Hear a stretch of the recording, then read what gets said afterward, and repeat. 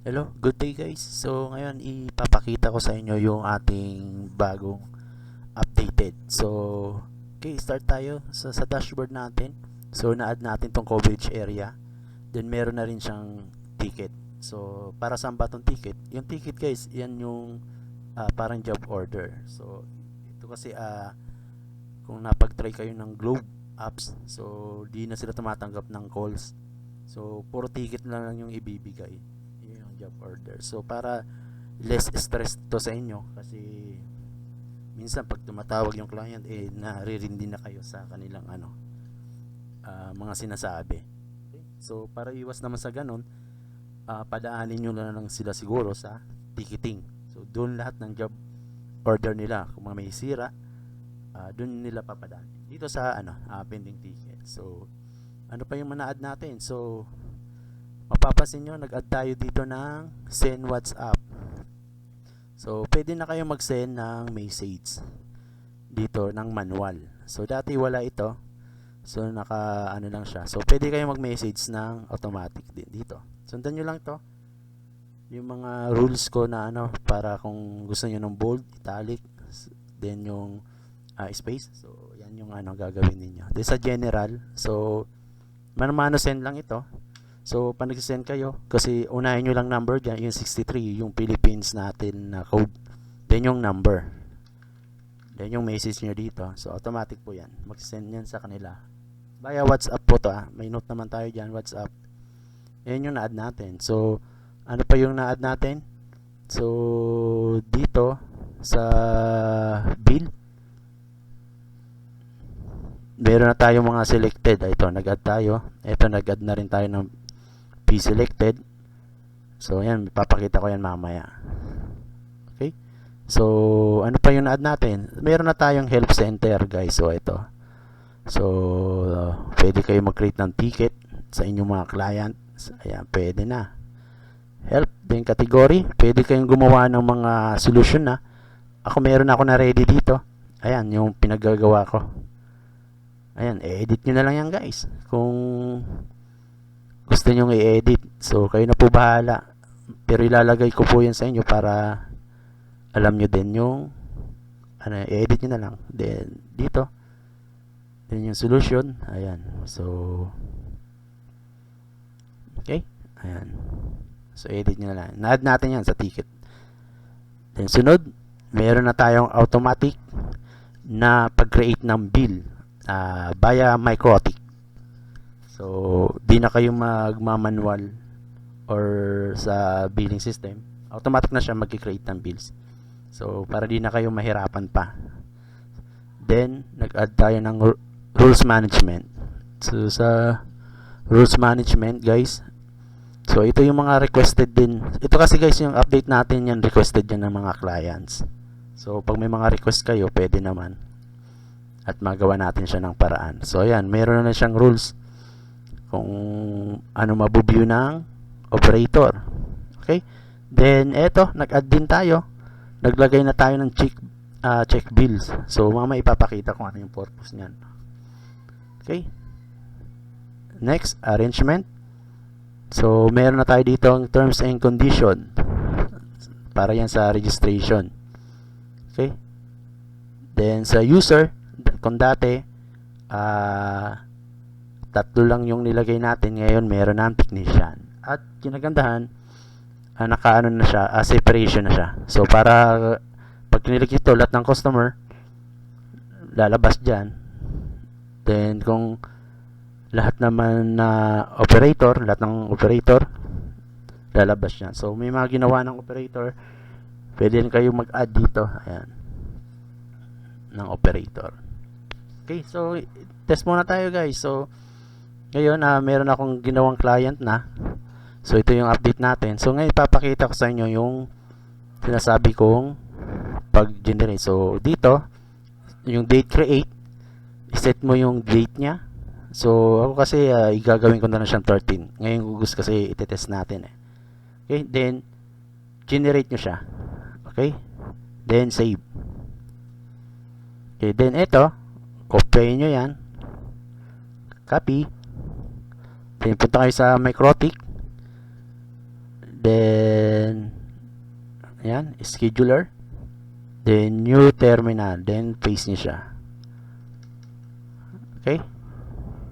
So, ito siya guys. So, billing, create, invoice. So, ayan. So, ngayon, isa-set natin siya. Ang gagawin nyo dito guys, ito ay naka-HTTP. Gawin nyo siya ng HTTPS. Kasi yung website natin guys, HTTPS po yan. Naka-secure. So, HTTPS dapat yan.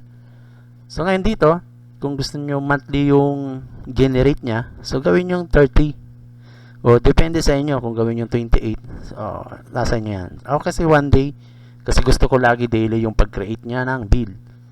Then, eto yung start time nya, kung tulad nito, kung anong oras siya mag-start. Ngayon, dahil magte-test lang tayo, so dito ako magbe-base. So, para makita natin na gumagana. So, 55, gawin ko na lang siya ng 56. Ayan. So, apply.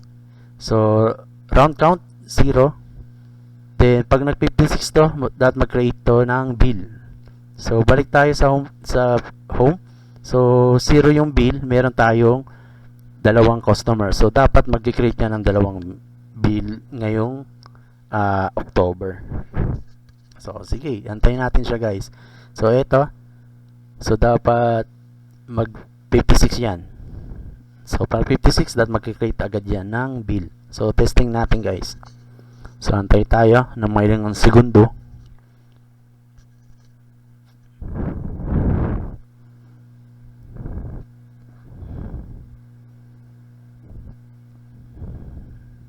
Yan, malapit na. So, pag 56, yun. So, 56. Titingnan muna natin. So, nag-round count na. So, 1 na siya. Then, refresh natin yung billing system. Ayun. Nakita nyo na guys. May lumabas na bill. So, pag pinasok natin sa bill, not yet paid. So, ito na yung billing nila. Okay. So, napapansin nyo magkaiba kasi may bat to. Isa. Nakabat yan. 1680. Okay, so pag tinignan mo yung resibo, A4. Ayan siya guys. So, nakabat. Ayan. So, invoice date. So, ngayon siya nag-create. Ayan. So, ayan na siya. Mas malupit. Hindi na kayo mahihirapan na mag-create pa ng bill. So, ilapat nyo lang dun sa Microtik ninyo para si Microtik na mag-create ng bills para sa inyo. So, mas pinagaan yung trabaho ninyo dito. So, nag-add na ako dito. So, dati wala po ito. So, mas requested din ng mga client. So, minsan kasi natagalan sila magbura mano-mano. So, pwede naman siya dito. Okay? So, kung dati, meron tayong 3 lang na printer. So, naglagay pa tayo ng small printer. Ayan. So, kalahati lang siya ng ating bond paper. Kasi may mga client ako gusto maliit pa sa A4. Ayan. So, may ginawa tayo dyan. A4. Requested nyo yan. So, napakasimple lang pero pasok sa banga. Okay. So, after nyan, so, titinan natin yung sa client. So, ano ba email yan? So, papasukin natin. So, bibisitahin natin yung client side. Okay? Back natin. Yung client side. Ito yung pang client side natin. So, paste ko yung account niya. 1, 2, 3. Ayun. So, ito yung bill niya. Okay? So, pag pinasok sa billing history, so, not yet paid yan. So, ayan. So, pay. Ayan, makikita mo yung ano. So, kung napanood nyo yung una kong tutorial, so, alam nyo na to. Ayan. So, invoice. Ayan. Nakikita na ng client yan. Kasi may sariling account na kasi si client. Okay. So, dahil yan, not yet paid. So, pag pinaid yan dito, papakita natin. Bill. So, ipipaid natin siya. So, paid. Yes. So, yung bilis, ano? O, ayan. Ayan, paid na siya. So, yun yung resibo. So, okay natin. Then, balik tayo dun sa client. Refresh ko lang yan. Home. Ay, sorry. Mali yung na-paid ko. Sorry, back to guys tayo sa active. So, ito dapat si client to pala yung nakuha ko. So, okay. I-bill natin. Not yet paid. So, ito pala yun. So, paid natin to. Okay. Then, balik tayo. Refresh. Ayan. So, paid na siya guys. Already paid. Then, may resibo pa yan si client. Ayan. So, naituro ko na ito sa una kong tutorial. So, ipapakita ko lang yung mga bago. So, dito, sa profile, pwede na magbago si client ng ID card number niya. So ito, papakita ko sa kanya. Kasi yun yung mga request ng client natin eh. 1, 2, so package. So, ayan yung ID card number. Then yung si client, gusto palitan. Nagbago siya ng ID card. Sample lang guys, save. Okay, then refresh ko lang ito. Ayan na siya. 111 na siya. Okay? Ganyan lang siya kabilis guys. So, yun na-add natin. Then, nag-add na tayo ng help ticket. So, for example, si client nahirapan. Meron na tayong help ticket center. So, dito, i-report nyo lang ni client. For example, report. Then, yun yung account number. Kung ano yung problema niya, topic. Then, select report. Bawa, slow internet. So, guys, makikita niya na yung solution. So, dito, sa ano natin, help na yung help na. Help. Ito yung mga ginawa natin dito na solution. So, gawa ka lang dito ng help setting. Add lang kayo ng add guys. Then, yung solution dito. So, dyan yan. Kaya nakita yan ni client. So, kung hindi ito effective, kasi mabagal talaga, just pwede i-continue lang to ni client pag kinilik ni client yan. So, dito may message tayo. We apologize for your trouble report. The problem now. Our team will contact you soon. So, yung detail ni client nandyan. Then, bawas ako sa yung client. Sabi natin, slow pa din. Net. So, ginawa nyo na yung best ninyo. So, magme-message ngayon si client. Then, yung attachment. So, dito picturean nyo lang guys yung modem. Karamihan naman modem yung pinipicturean. Or kung hindi naman yun yung naging problema. Nag-cut yung cable. So, ayun. For example lang ito. Si-try ko ito. So, yung attachment ng file. So, pinakamatas niya po is 1 MB. So, binabaan lang natin siya para hindi masyado mabigat yung image. Ano po? So, para mas mabilis yung system niya. So, then, i-report natin disturbance. Yun. So, napasa na yung ticket. The report will be processed on okay. So, dito sa kanya, pending pa yan. So, wala pang report yan. So, balik tayo sa admin. So, kung mapapansin nyo, mayroon ditong pending ticket. So, sa pending ticket guys, pwede si technician gumawa niyan, pwedeng operator, pwedeng admin. So, sa admin tayo muna. Bakit ito nakita ni admin? So, ito yung report niya. So, slow internet details. So, ito yung timeline niya. Okay? So, slow pa din yung net. So, pwedeng kontakin si client. Pwedeng ito via cellphone, ito naman yung via WhatsApp. So, ticket natin. Okay, so dito may dalawang option. Pag kinlose mo to, ibig sabihin okay na yung internet. Pag process, yung close, yung parang close deal na siya, yung okay na, close sarado case na siya.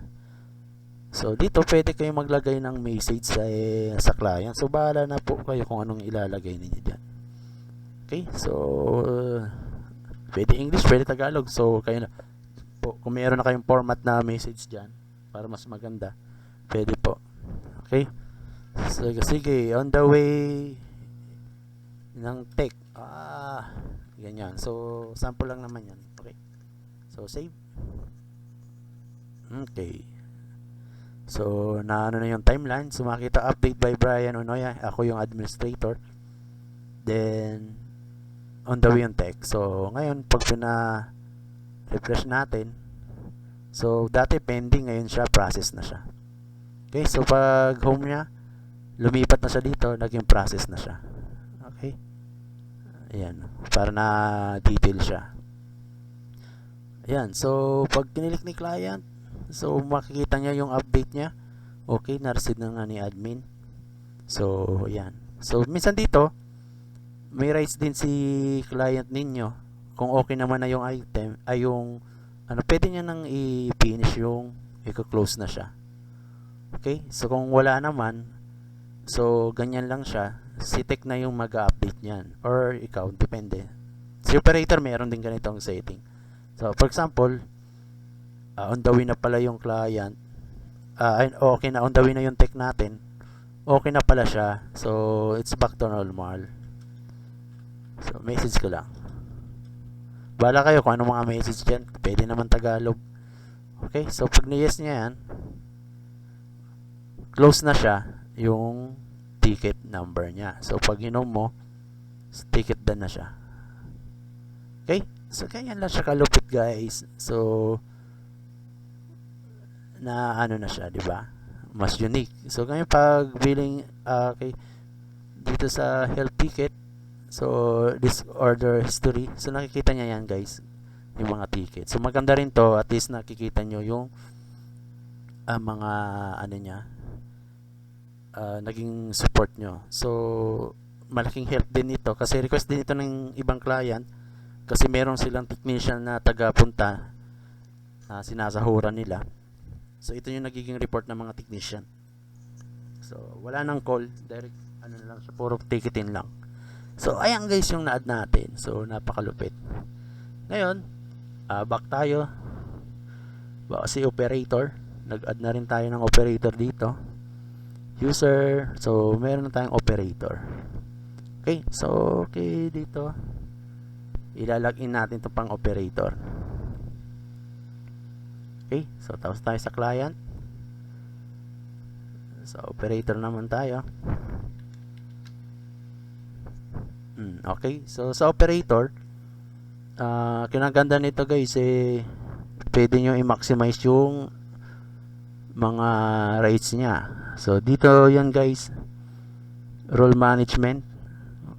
Kung ayaw mo makita yung balance ng ano nyo, ang trip niya lang is ganyan. So alisin natin coverage, yung help, yung ticketing. Ayan, so billing lang siya, save nyo lang.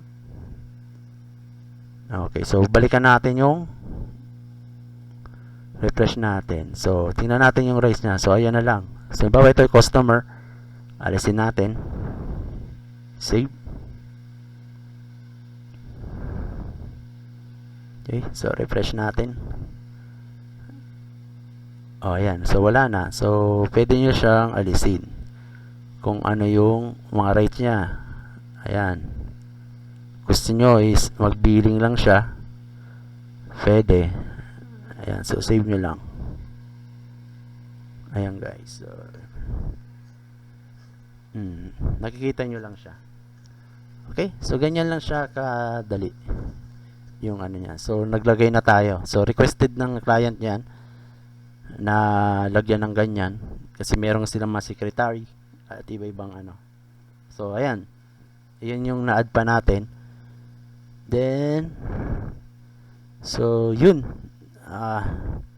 terms and condition meron na rin tayo guys. So sa registration yan, nilagay na natin yan sa registered. Wait lang tayo siya. Okay,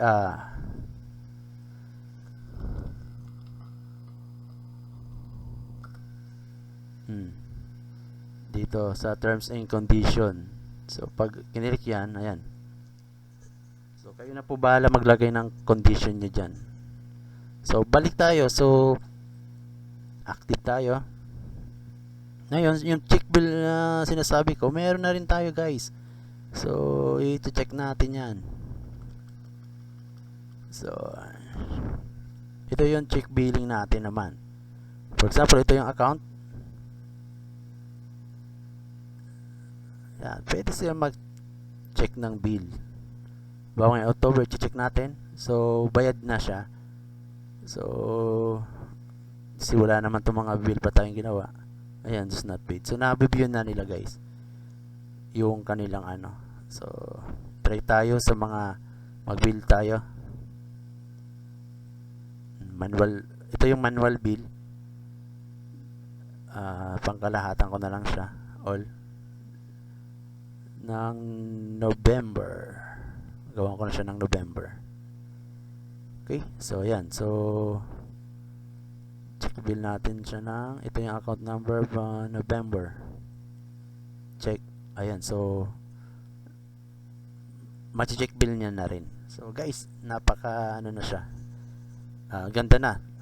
Yung mga requested nyo, yung iba is i-ano pa natin siya, input. So yun lang guys. Salamat. At sana nagustuhan nyo yung new update natin.